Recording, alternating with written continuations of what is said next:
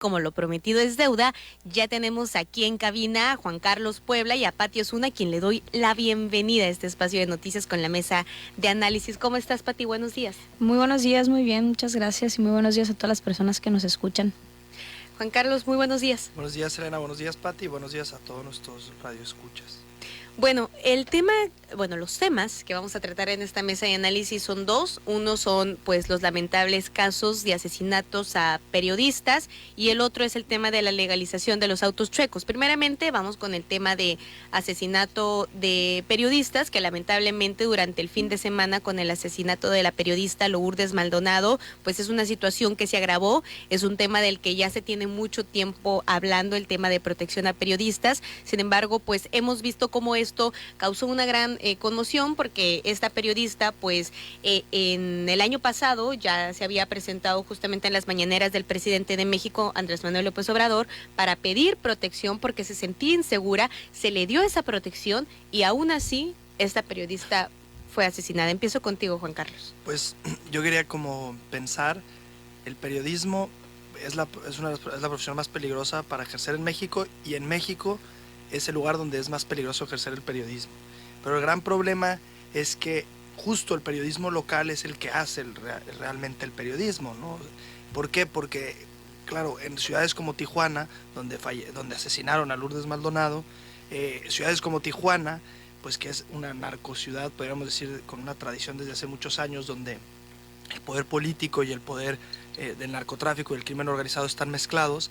Un periodista que busca hacer su trabajo noblemente, que es esa de buscar transmitir la verdad, investigar, llegar a las causas de los eventos que suceden en el día a día de una ciudad, pues en un lugar como Tijuana, en el mismo Michoacán, pues los periodistas son asesinados por hacer ese trabajo que, si no lo hicieran ellos, pues la ciudadanía no tendría herramientas para enterarse de lo que realmente está pasando en nuestro país y en nuestra localidad.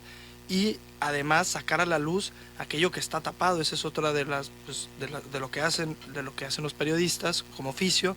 Yo me he dedicado al periodismo, trabajo en periódicos, he reporteado en las calles, he estado en radio, y sí es muy diferente.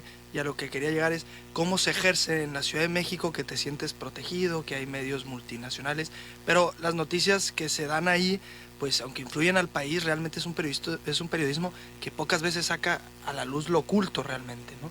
El periodismo local, ellos son los verdaderos héroes de lo que sucede en nuestro país, el crimen organizado en las ciudades, en las comunidades, en el estado, y Lourdes Maldonado es un personaje que dejó una escuela increíble en Tijuana, una periodista reconocida por emigrar a multiplataformas, por buscar siempre poder transmitir esa verdad, por su profesionalismo, por buscar denunciar aquello que estaba mal, con hechos. Es una persona que marcó a los tijuanenses, marcó una escuela periodística en todo el país, muy, muy respetada, y al final, por ese mismo trabajo, pues terminó pagando las consecuencias de este país que está lleno de impunidad, de este país donde está entremezclado el poder del narcotráfico, del crimen organizado, con el poder político. Todos están coludidos, todos de alguna medida, todos saben lo que sucede, más en las localidades, más en los narcoestados, más pienso en Sonora, en Cajeme, más.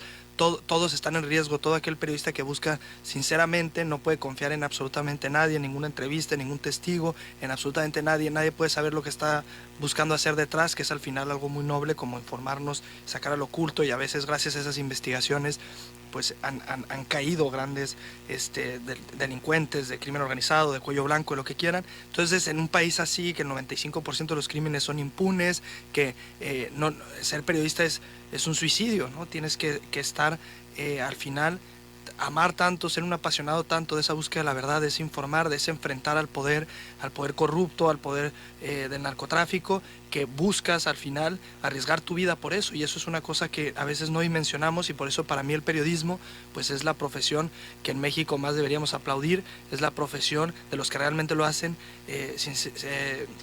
sinceramente, ¿no? Sin todo esto de pues que luego los compran o ganar dinero a través de, pues como sabemos que funciona, ¿no? A través del Estado o a través de ciertas agencias o lo que sea.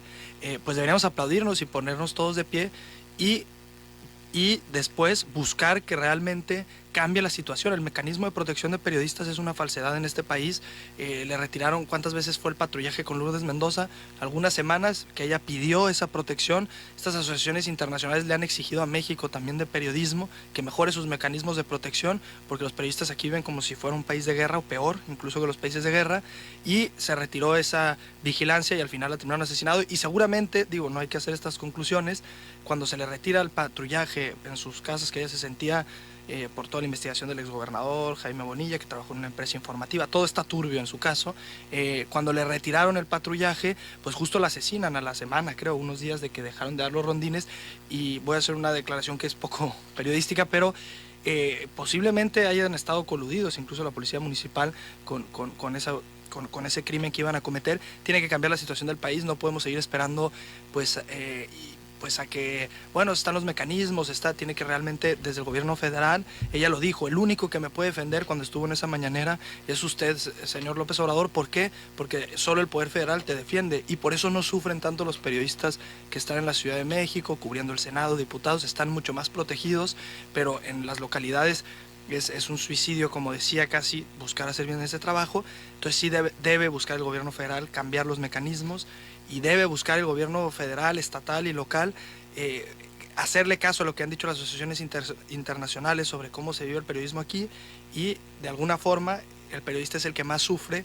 Todo lo que en este país está mal, todo, absolutamente todo, se refleja en aquellos que buscan cambiar eso y transformar su entorno. Claro, y coincido en gran parte con lo que dices, pero también hay otra parte, y es apegarnos a la verdad.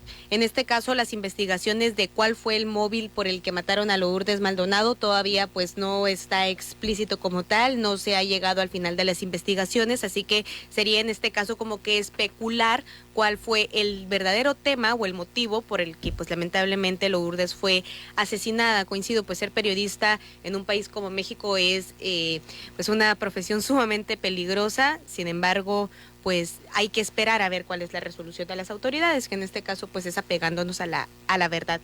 Pati, voy contigo. Sí, de hecho también coincido contigo, Selena, pues y justo lo mencionaban hoy, ¿no? Pues hay que esperar a ver la resolución de la Fiscalía. Pues esperemos que al final del día se haga justicia en un país donde como bien menciona Juan, pues la impunidad ha predominado por mucho tiempo, sobre todo en una profesión, exactamente, una profesión tan peligrosa.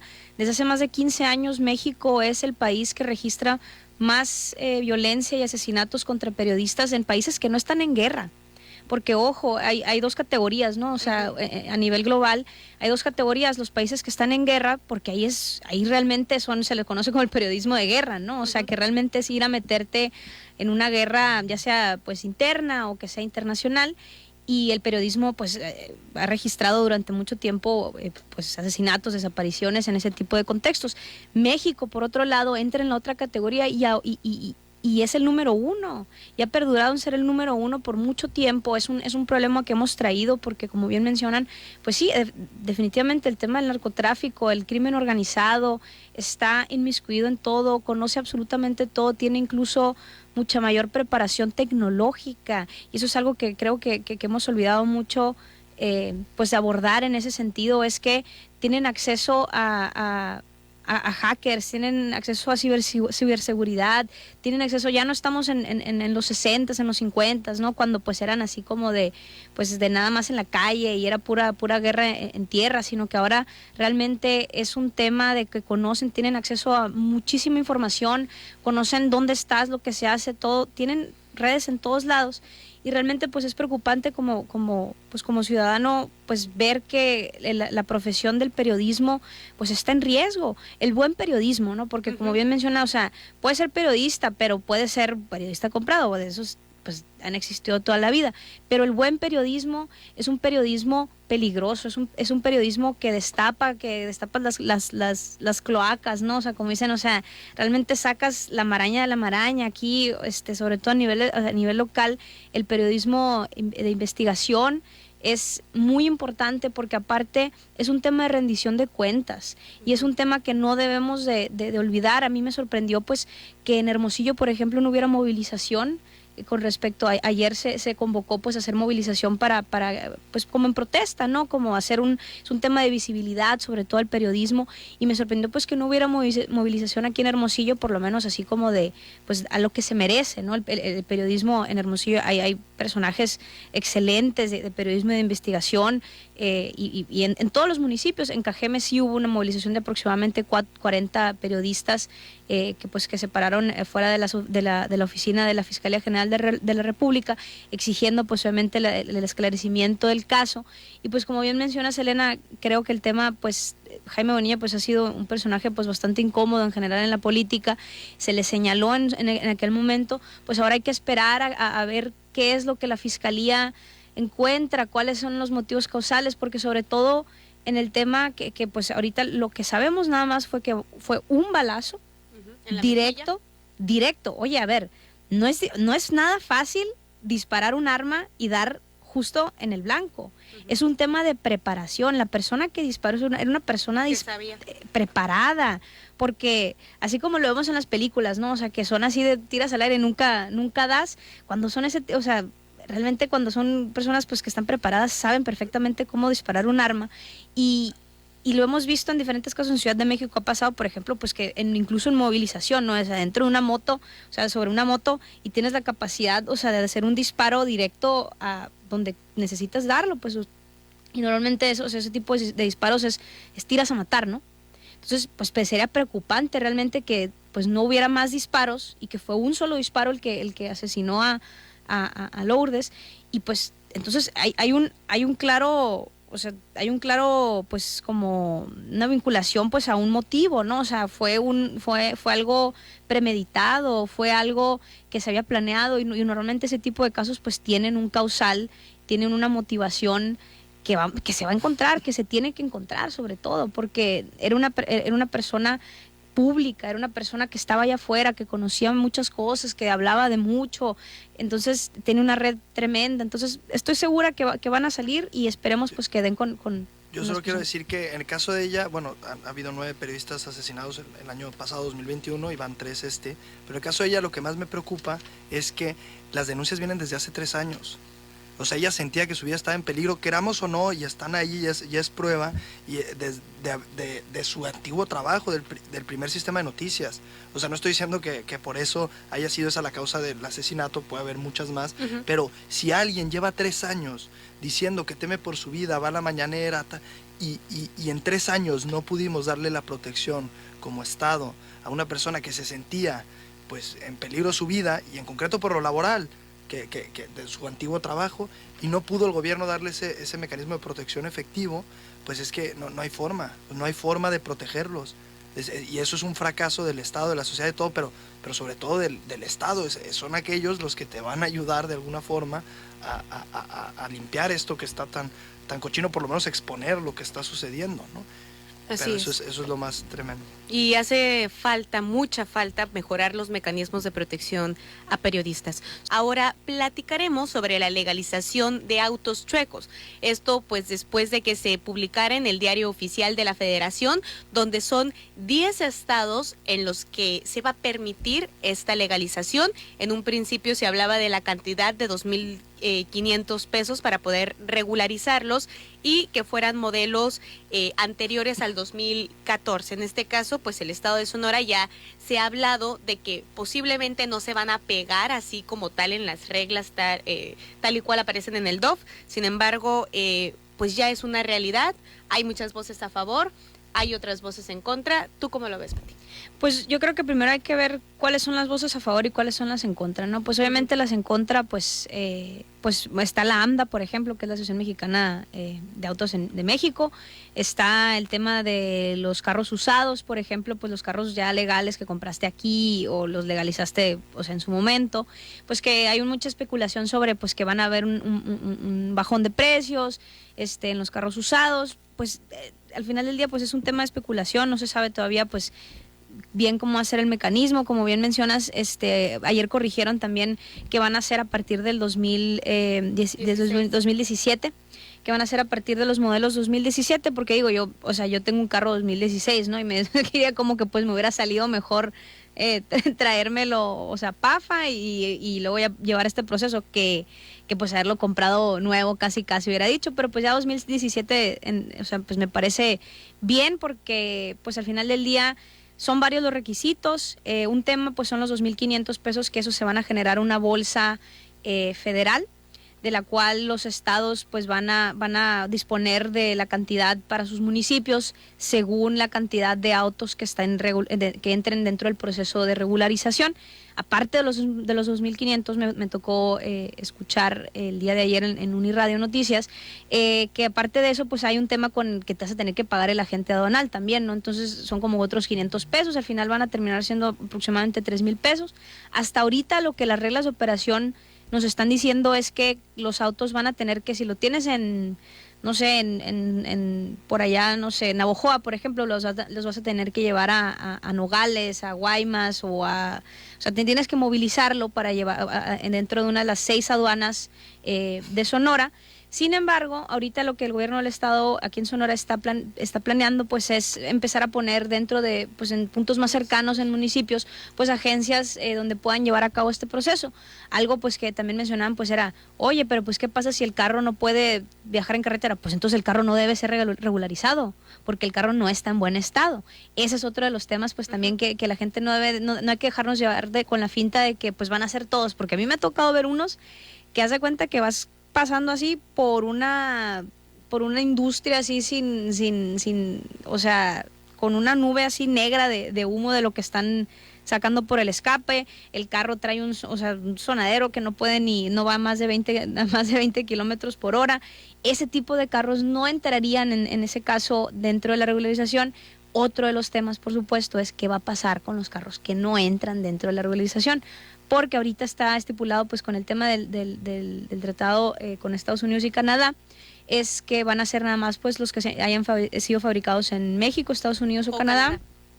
Es decir, que los del mercado asiático y los del mercado europeo, que son muchos, que aproximadamente estaban hablando del 30% de los carros que no se iban a poder regularizar, pues vamos a saber, no se ha definido qué es lo que va a pasar con ellos, porque al final del día no es obligatorio, pero pues también es un tema de vas a poder tener, o sea, gozar pues tanto de, por ejemplo, pues de salir a la carretera, porque los PAFAs están restringidos a salir de carretera por cuestiones legales, obviamente, pues agarrar carretera federal. Hay nada más ciertas fechas en Semana Santa, por ejemplo, en la que les dan un permiso como extraordinario y no todas las veces. Entonces, pues quedan esos cuestionamientos, pues no, o sea, ¿qué va a pasar con el tema de los que no se van a poder regularizar? Ahí me gustaría pues realmente que se llevaran a cabo verificaciones, tienen que cumplir con una normativa, la NOM 041 de vehículos pues que estén en buen estado, que cumplan con las características mecánicas y que no emitan pues contaminantes, exactamente. O sea, bueno, todos los carros emiten contaminantes, pero pues hay un exceso de, ¿no? Sí, claro. Entonces, pues son esas dos cuestiones, pues que realmente se haga la verificación, que realmente pues veamos también una estrategia para ver qué vamos a hacer con los de que no van a entrar dentro de la regularización.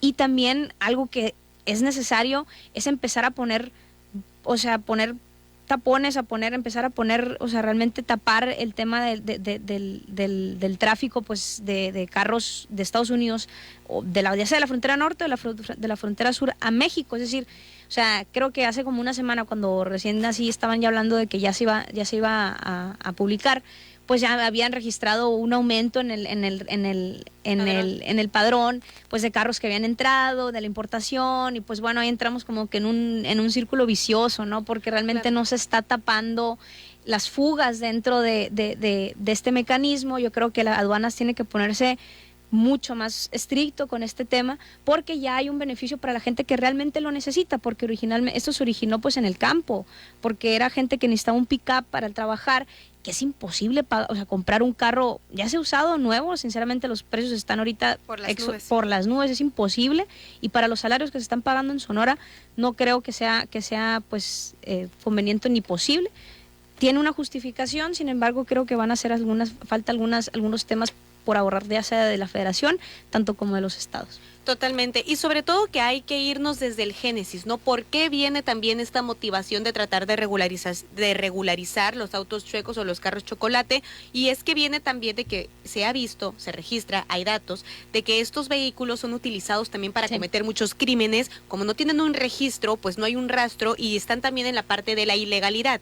Por otro lado están las voces que no quieren que se regularicen estos carros, sin embargo, tenemos que aterrizar a la realidad, y la realidad es que esos carros ya transitan por el estado de Sonora, ya transitan por los diversos municipios, sí ayudan a que muchas familias que no pueden adquirir un carro nuevo, porque hay que decirlo, son carísimos los carros, y sobre todo, por ejemplo, aquí, ¿no? Si te vas a una agencia o lo tratas de buscar con un carro seminuevo o esto, o sea, muchas veces son impagables para muchas familias, y sobre todo con un transporte público tan deficiente como tenemos en el estado de Sonora, que a veces, digo, aparte que es caro, pues es malo, la verdad. Juan Carlos, voy contigo. Pues yo creo que era muy complejo, se tenía que hacer porque es una realidad, que existen los autos chocolates, una realidad que superaba, por decirlo de alguna forma, el trabajo de las aduanas, por lo que sea, ¿no? Y regularizándolos, o en este proceso de regularización, con el pago, además de que el gobierno se beneficia de alguna forma de ese pago, aunque sea mínimo, puede ser más estricto con aquellos que no han regularizado, que es un poco lo que entró en debate estos últimos días, y que el presidente habló también sobre eso. ¿Qué pasa con los que no quieren regularizar sus carros?